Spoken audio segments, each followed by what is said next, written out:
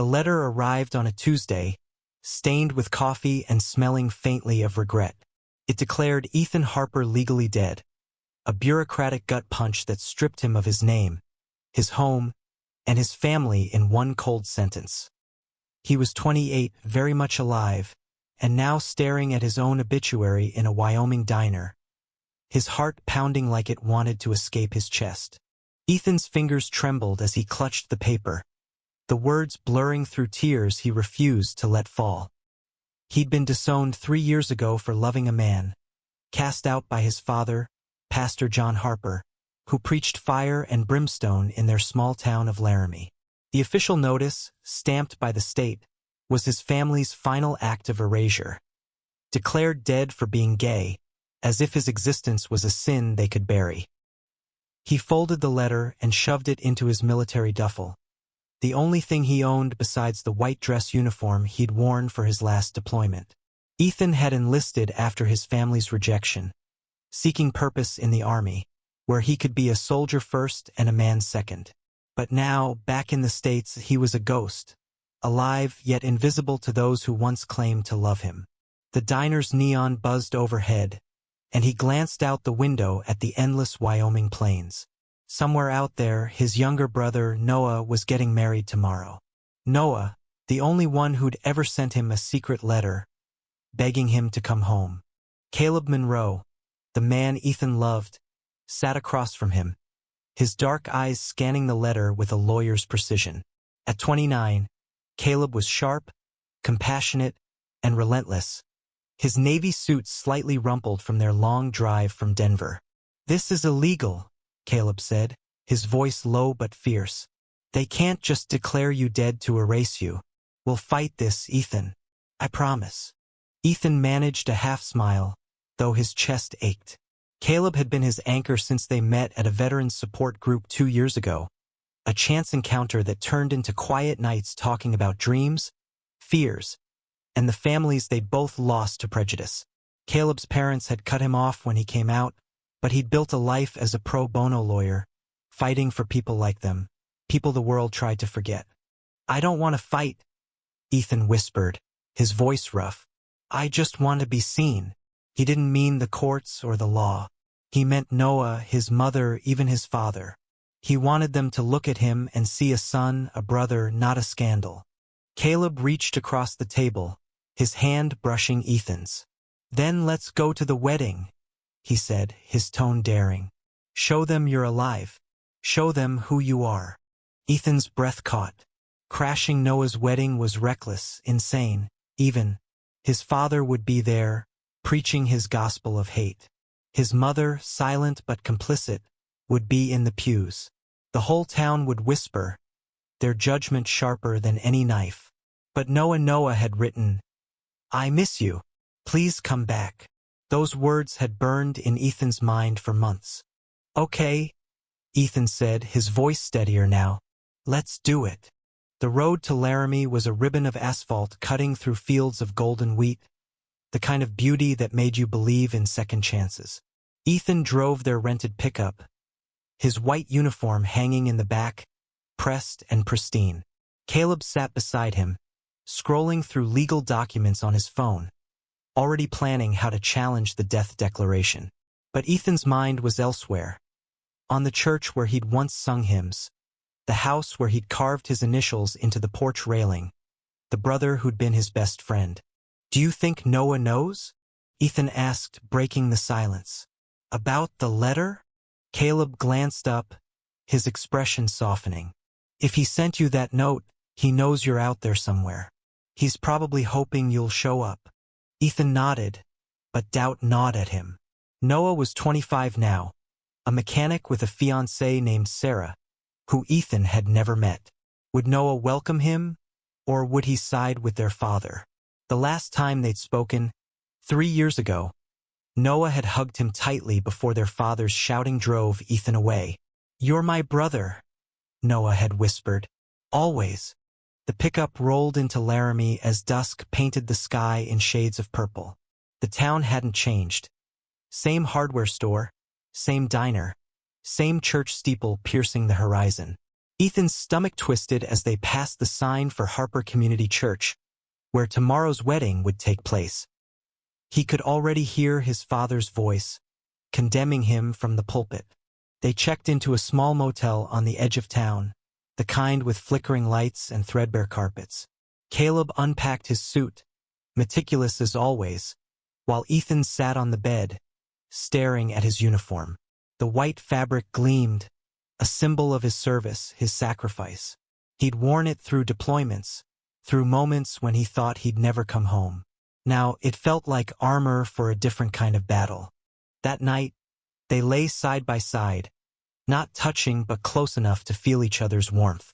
"What if they turn me away?" Ethan asked, his voice barely above a whisper. Caleb turned to face him, his eyes steady. "Then we walk away together. But they'll see you, Ethan. They'll have to." The morning of the wedding dawned crisp and clear, the kind of September day that made you believe in beginnings. Ethan stood before the motel mirror, adjusting his uniform. The white jacket hugged his shoulders, the gold insignia catching the light. He looked like a soldier, but he felt like a boy again, standing on the edge of his father's wrath. Caleb, in his navy suit, looked every bit the lawyer. Polished, confident, but with a warmth that made Ethan's heart ache. "You look like you're ready to take on the world," Caleb said, stepping closer to straighten Ethan's tie. "I'm terrified," Ethan admitted, his voice shaking. Caleb's hand lingered on his chest. "You're not alone. I'm right here." They drove to the church in silence, the weight of the moment pressing down on them. The parking lot was packed with cars, the church doors open, spilling out the sound of an organ playing softly. Ethan's heart raced as he stepped out, his boots clicking on the pavement. Caleb walked beside him, his presence a steady anchor. The church was packed, rows of familiar faces turning as Ethan entered. Whispers rippled through the crowd, eyes widening at the sight of him in his uniform, alive and undeniable. Noah stood at the altar, his face pale, his bride radiant in white. And there, in the front pew, was Pastor John Harper, his expression darkening like a storm. Ethan took a deep breath and stepped forward, his voice steady despite the chaos in his chest. "I'm not dead," he said, loud enough for the whole church to hear. "And I'm here for my brother." The organ stopped. The silence was deafening. And then, Noah's voice broke through, trembling but clear. "Ethan?" The church held its breath, every eye locked on Ethan as he stood in the aisle, his white uniform a stark contrast to the muted colors of the congregation. Noah's voice, calling his name, was a lifeline, pulling Ethan forward despite the weight of his father's glare. Sarah, Noah's bride, clutched her bouquet, her eyes darting between the brothers, confusion etched on her face. "Ethan," Noah said again, stepping down from the altar. His suit was slightly too big, his hair still boyishly messy, but the look in his eyes was pure relief. He crossed the aisle in 3 strides and threw his arms around Ethan, hugging him so tightly it hurt. "You're here," Noah whispered, his voice breaking. "I thought I'd lost you." Ethan clung to his brother, the years of separation melting away in that moment. "I got your letter," he said softly. "I had to come." The congregation murmured, some with curiosity, others with disapproval. Pastor John rose from the front pew, his face a mask of fury. "This is a house of God," he bellowed, his voice echoing off the stained glass windows. "You have no place here, boy." Ethan's heart sank, but he didn't flinch. He'd faced worse than his father's words. Deserts, gunfire, nights when he thought he'd never see home again. He straightened, his uniform crisp, and met his father's gaze. "I'm your son," he said, his voice steady.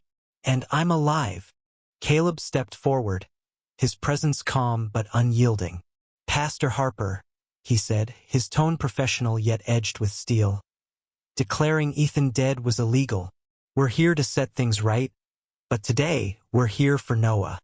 Noah pulled back, looking between Ethan and Caleb, then at Sarah, who nodded slightly. "Let him stay," Noah said, his voice firm. "He's my brother." The pastor's face reddened, but before he could speak, Ethan's mother, Ellen, stood from the pew. Her hands trembled, her eyes glistening. "Ethan," she whispered, stepping toward him.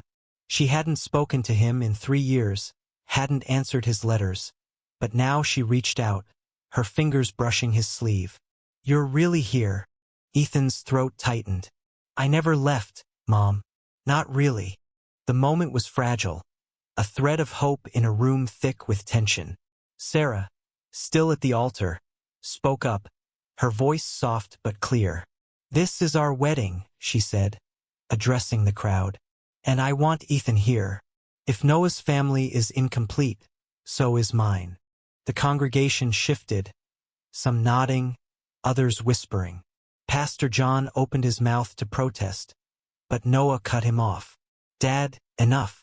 This is my day, and I want my brother here." The pastor sat down, his silence louder than any sermon. Ethan felt Caleb's hand on his shoulder, a quiet reminder that he wasn't alone. The organist, sensing the moment, began to play again, and the ceremony resumed, though the air buzzed with unspoken questions. After the vows, the reception spilled into the church hall, a modest space decorated with white flowers and fairy lights. Ethan stood near the edge, watching Noah and Sarah dance, their laughter a balm to his frayed nerves. Caleb handed him a glass of punch, his smile warm. "You did it," he said. "You walked in there and faced them all." Ethan shook his head. "I'm still shaking. Did you see my dad's face?" Caleb chuckled. "I thought he was going to combust, but you stood your ground. And Noah, he's got your back." Ethan glanced at his brother, who was now talking animatedly with Sarah's family. Noah had always been the peacemaker, the one who tried to bridge the gap between Ethan and their father. But today, Noah had chosen him, and that choice felt like a victory. Ellen approached, her steps hesitant. "Can we talk?" she asked, her voice barely audible over the music. Ethan nodded, and they stepped outside into the cool evening air. The stars were bright above Laramie, a reminder of the nights he and his mother used to stargaze when he was a kid. "I'm sorry," she said, her voice breaking. "I should have fought for you.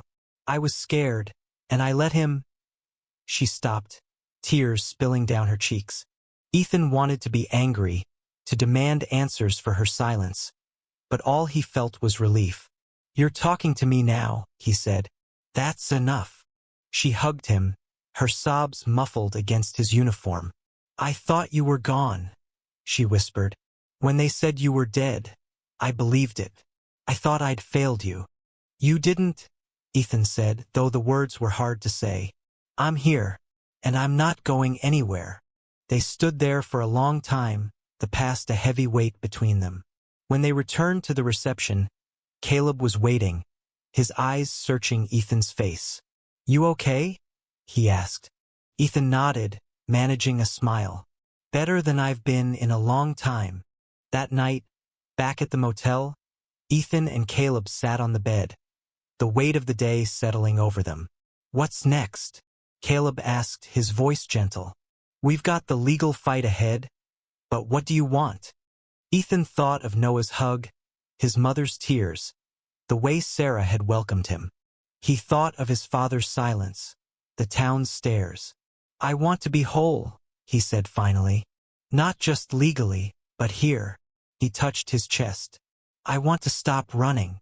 Caleb took his hand, his grip warm and steady. "Then we'll stop running. Together." Ethan leaned in, kissing Caleb softly, a promise in the quiet of the night. For the first time in years, he felt like he could breathe. The next morning, Laramie felt different, as if the town had exhaled after the wedding storm. Ethan woke to the sound of Caleb typing furiously on his laptop, already drafting legal documents to challenge the death declaration. The motel room smelled of cheap coffee, and sunlight streamed through the thin curtains, catching the gold buttons on Ethan's uniform, still hanging on the chair. "You're up early?" Ethan said, rubbing sleep from his eyes. Caleb glanced over, his glasses slightly askew. "We've got a case to build," he said, his voice brimming with purpose. "Your family can't just erase you. There's precedent. Fraudulent death declarations are rare, but they're reversible. We'll need your military records, ID, everything." Ethan nodded, but his mind was still in the church, replaying Noah's hug, his mother's tears, his father's silence. The victory of being seen felt fragile, like it could slip away if he didn't hold on tight. "What if they fight back?" he asked. "My dad, he's got influence here." Caleb's expression softened. "Let him try. I've taken on worse than small-town pastors." Ethan smiled despite himself. Caleb's confidence was infectious, a reminder that they were in this together. He got up, pulled on a t-shirt, and joined Caleb at the small table. "Okay, lawyer, where do we start?" They spent the morning gathering documents. Ethan's discharge papers, his driver's license, even a photo of him in uniform at a base in Kuwait. Caleb made calls to colleagues in Denver, his voice sharp and professional, while Ethan paced the room, his nerves fraying. The legal fight was necessary, but it wasn't what scared him. It was the thought of facing his father again, of digging up the pain of being cast out. Around noon, Noah texted, "Meet me at the shop? Need to talk." Ethan's heart leapt. Noah's auto shop was a 10-minute drive, a place Ethan remembered from their teenage years, sneaking beers behind the garage. He showed Caleb the message. "You coming?" he asked. Caleb hesitated, then shook his head. "This is for you and Noah. I'll keep working here. Call me if you need me." Ethan drove alone, the familiar streets stirring memories of bike rides and summer nights. The shop was a low brick building, its sign reading Harper's Auto Repair. Noah was outside, wiping grease from his hands, his face lighting up when he saw Ethan. "You came," he said, pulling Ethan into another hug. "Couldn't stay away," Ethan replied, his voice thick. They walked inside, where the smell of oil and metal was comforting, grounding. Tools lined the walls, and a half-repaired truck sat in the bay. Noah leaned against a workbench, his expression serious. "I didn't know about the letter," he said. "The one saying you were dead. Dad told me you disappeared, that you didn't want to be found. I should have questioned it." Ethan's chest tightened. "He wanted me gone, Noah. You were just a kid." "I'm not a kid anymore," Noah said, his voice firm. "And I'm sorry I didn't fight for you sooner. Sarah, she helped me see it. She said family doesn't give up on each other." Ethan thought of Sarah's quiet strength at the wedding, her insistence that he stay. "She's good for you," he said. Noah grinned. "Yeah, she is. But Ethan, I need to know. Why didn't you tell me you were okay? I thought you were dead for months." The question stung, and Ethan looked away, his gaze settling on a wrench gleaming in the sunlight. "I was ashamed," he admitted.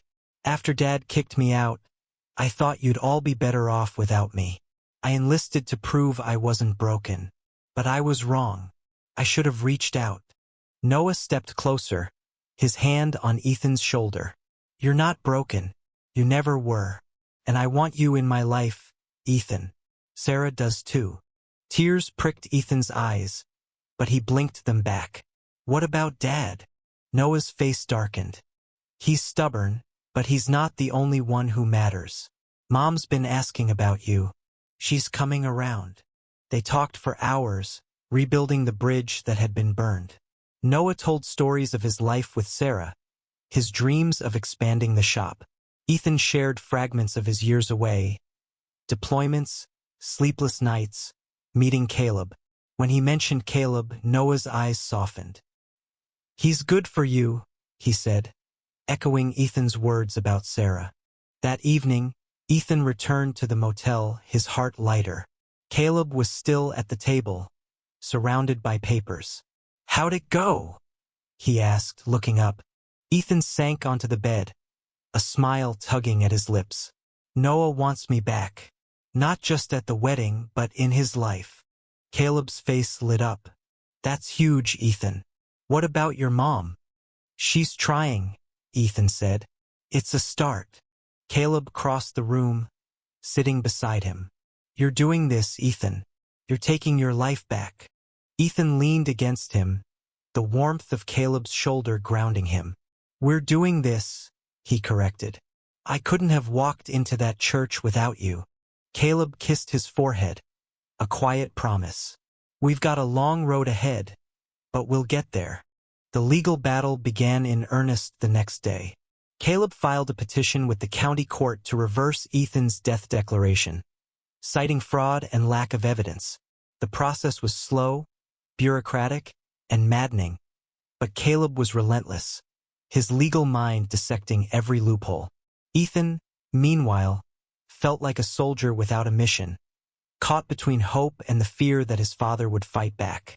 They stayed in Laramie, renting a small apartment above a bookstore to avoid the motel's grim decor. The apartment was cramped, with creaky floors and a view of the town square, but it felt like a home, their first together. Ethan found comfort in the routine. Coffee in the morning, Caleb's quiet humming as he worked, stolen kisses when the weight of the day felt too heavy. One afternoon, while Caleb was at the courthouse, Ethan wandered into the bookstore downstairs. The owner, an older woman named Ruth, recognized him from the wedding. "You're the Harper boy," she said, her eyes kind but sharp. "Heard you caused quite a stir." Ethan tensed, expecting judgment, but Ruth smiled. "Good for you. This town needs shaking up."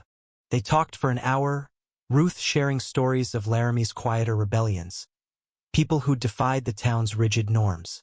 She handed him a worn copy of Leaves of Grass, saying, "Walt Whitman knew a thing or two about being true to yourself. Keep it." Ethan took the book, its pages soft from years of handling. He read it that night, Caleb curled beside him, and found solace in Whitman's words about love and resilience. It was a reminder that he wasn't alone, that others had walked this path before.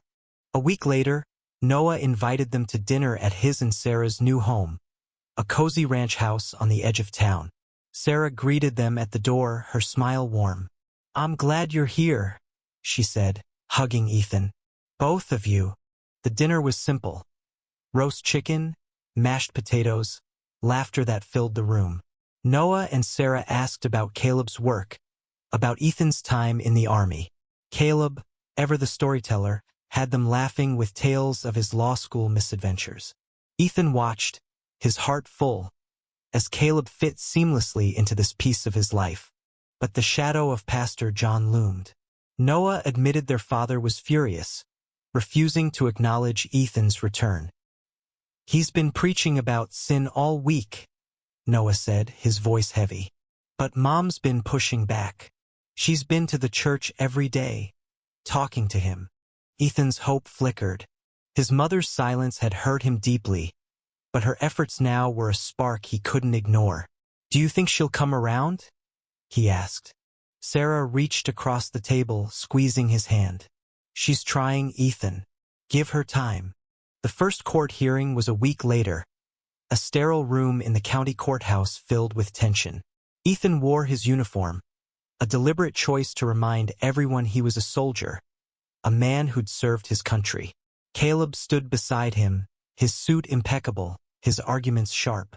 The judge, an older man with a skeptical frown, listened as Caleb presented evidence. Ethan's military records, his ID, even a photo of him alive and well at the wedding. Pastor John was there, representing himself, his face a mask of righteous anger. "This man abandoned his family," he said, his voice booming. "He chose a sinful life. The declaration was a formality." Ethan's hands clenched, but Caleb's steady gaze kept him grounded. "Your Honor," Caleb said. Ethan Harper was disowned for his sexual orientation, not for abandoning anyone. Declaring him dead was an act of malice, not law. The judge adjourned the hearing, promising a ruling within weeks. Outside, Pastor John approached, his eyes cold. "You're tearing this family apart," he said to Ethan. Ethan met his gaze, his voice calm but firm. "You did that, Dad. Not me. That night, Ethan and Caleb walked through Laramie's quiet streets, the stars bright above. I'm proud of you, Caleb said, his hand finding Ethan's. You faced him. Ethan squeezed his hand. I'm still scared he'll win. He won't, Caleb said fiercely. We've got the truth on our side. They stopped by the park, the same one where Ethan had once dreamed of a life beyond Laramie. Under the oak tree, they kissed, the world fading away. For a moment, it was just them, two men fighting for their place in a world that didn't always want them. The weeks that followed were a blur of legal filings and quiet moments of rebuilding. Ethan and Caleb settled into their apartment, turning it into a sanctuary with small touches. A coffee maker, a shelf for Ruth's books, a photo of them at the wedding, smiling despite the chaos. But the shadow of the court case hung over them, a reminder that Ethan's existence was still on trial. Ellen started visiting, her presence tentative but growing steadier. She brought casseroles, old photos, stories of Ethan as a boy. One evening, she sat with them in the apartment, her hands clasped tightly. I was wrong, she said, her voice trembling. I let your father's anger silence me. I want to make it right. Ethan reached for her hand, his heart aching. You're here now, Mom. That's what matters. She cried, and so did he, the years of pain softening in the warmth of her apology. Caleb watched, his eyes soft, and Ethan knew he was thinking of his own parents, who'd never reached out. You're lucky, Caleb said later when they were alone. She's trying. Ethan nodded, but the weight of his father's rejection lingered. Pastor John had doubled down, rallying his congregation against Ethan, calling the legal fight a mockery of God's will. The town was divided. Some, like Ruth, supported Ethan quietly, while others whispered behind closed doors. One morning, Noah called with news. Dad's holding a town hall at the church, he said. He's going to talk about you. I think he's trying to sway the judge. Ethan's stomach churned. What do I do? Come, Noah said. Show them who you are. Not just the soldier, but you. Caleb agreed, though his lawyer's caution tempered his enthusiasm. We'll go, but we stay calm. No outbursts. Let them see you're not the villain he's painting. The church was packed that evening, the air thick with tension. Pastor John stood at the pulpit, his voice booming about family values and divine judgment. Ethan sat in the back, Caleb beside him, their hands clasped under the pew. Noah and Sarah were there too, their presence a quiet show of support. When John opened the floor for questions, Ethan stood, his heart pounding. I'm not here to fight, he said, his voice carrying through the room. I'm here to live. I served my country, I love my family, and I love Caleb. If that's a sin, then I'll bear it. But I'm not dead, and I'm not going anywhere. The room was silent. Then Ruth stood, clapping slowly. Others joined, hesitant at first, then louder. Pastor John's face reddened, but he didn't speak. Noah stood too, his arm around Sarah. He's my brother, he said, and he's welcome here. Ellen rose last, her voice shaking but clear. He's my son, and I'm proud of him. The applause grew, not unanimous but enough to drown out the silence. Ethan's eyes stung, and Caleb squeezed his hand, his smile radiant. For the first time, Ethan felt like he belonged. The court ruling came a week later. The judge declared the death certificate invalid, citing gross misconduct by those who filed it. Ethan was legally alive again, his name restored. Caleb hugged him outside the courthouse, both of them laughing through tears. We did it, Caleb said. We're not done, Ethan replied. I want to talk to Dad. Caleb's eyes widened, but he nodded. I'm with you. The meeting with Pastor John was set for a Sunday afternoon, in the church office where Ethan had once memorized Bible verses. Ethan wore civilian clothes this time, a simple sweater and jeans, wanting to face his father as himself, not a soldier. Caleb waited outside, giving Ethan the space to confront the past alone. John sat behind his desk, his face stern but weary. "What do you want, Ethan?" he asked, his voice low. "I want you to see me," Ethan said, his voice steady. "I'm your son. I'm not a sin, not a mistake. I'm here, and I'm alive." John's jaw tightened. "You chose a path I can't condone." "The Bible." "I read the Bible too," Ethan interrupted. "It talks about love, about forgiveness. You taught me that. So why can't you forgive me for being who I am?" For the first time, John looked uncertain. "I thought I was protecting you," he said. "Protecting the family." "You were protecting yourself," Ethan said, his voice soft but firm. "And you lost me in the process." John was silent, his hands folded tightly. Ethan stood, leaving a photo on the desk. One of him and Noah as kids, laughing in the backyard. "I'm not asking for your blessing," he said. "I'm asking for you to try." He walked out, his heart lighter, though he knew his father's change, if it came, would be slow. Caleb was waiting, his arms open. "How'd it go?" he asked. "He listened," Ethan said. "That's something." Life in Laramie settled into a new rhythm. Ethan got a job at Noah's shop, fixing cars and rebuilding his connection to the town. Caleb took on local cases, his reputation growing as the lawyer who'd fought for Ethan. They became a fixture in Laramie. Two men who loved each other, unafraid to be seen. Ellen visited often, her warmth a bridge to the past. Noah and Sarah included them in family dinners, their home a haven of acceptance. Even Ruth, from the bookstore, became a friend, hosting poetry readings where Ethan read Whitman aloud, his voice growing stronger with each line. Pastor John remained distant, but there were signs of softening. A nod at the shop, a brief conversation with Ellen. Ethan didn't push, letting time do its work. One evening, under the oak tree in the park, Ethan and Caleb sat on the bench from the story's beginning. The carved inscription was still there, weathered but clear. A love hidden, a truth reclaimed, a wedding that heals. "I want to stay," Ethan said, his hand in Caleb's. "Build a life here with you."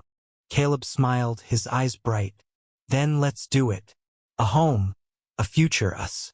They kissed, the stars above them a map of possibilities. Ethan was no longer a ghost, but a man, alive and loved. A year later, Laramie had changed, though not completely. The town still whispered, but the whispers were quieter, drowned out by the voices of those who'd stood by Ethan. Noah, Sarah, Ellen, Ruth. Ethan and Caleb's apartment was now a home, filled with books, laughter, and the scent of Caleb's terrible cooking attempts. They were building a life, piece by piece, in a place that had once tried to erase them. One Sunday, Ethan received an unexpected invitation. Pastor John wanted to see him at the church. Ethan went, Caleb by his side, unsure what to expect. The office was the same, but John looked older, his eyes softer. "I've been reading," he said, holding up a Bible marked with notes. "Trying to understand." Ethan waited, his heart cautious but hopeful. John continued, "I can't change overnight, but I don't want to lose you again." It wasn't an apology, not fully, but it was a start. Ethan nodded, his throat tight. "I'm here, Dad, when you're ready." They didn't hug, but they shook hands, a small gesture that felt monumental. Caleb squeezed Ethan's shoulder as they left, his smile a quiet victory. Months later, Ethan and Caleb stood in the park, surrounded by friends and family. It wasn't a wedding. Neither was ready for that yet, but a celebration of their life together, a promise made under the oak tree. Noah gave a toast, his voice cracking with pride. Sarah and Ellen clapped, their faces glowing. Even Ruth was there, quoting Whitman with a grin. The bench's inscription had faded, but its message lingered. A love hidden, a truth reclaimed, a wedding that heals. Ethan had crashed Noah's wedding to reclaim his place, but he'd found so much more. A family, a home, a future with Caleb. As the sun set, Ethan looked at Caleb, his heart full. "We made it," he whispered. Caleb kissed him, soft and sure. We did, and we're just getting started. Their love, once hidden, was now a beacon, proof that even in a town that tried to declare him dead, Ethan Harper was undeniably alive.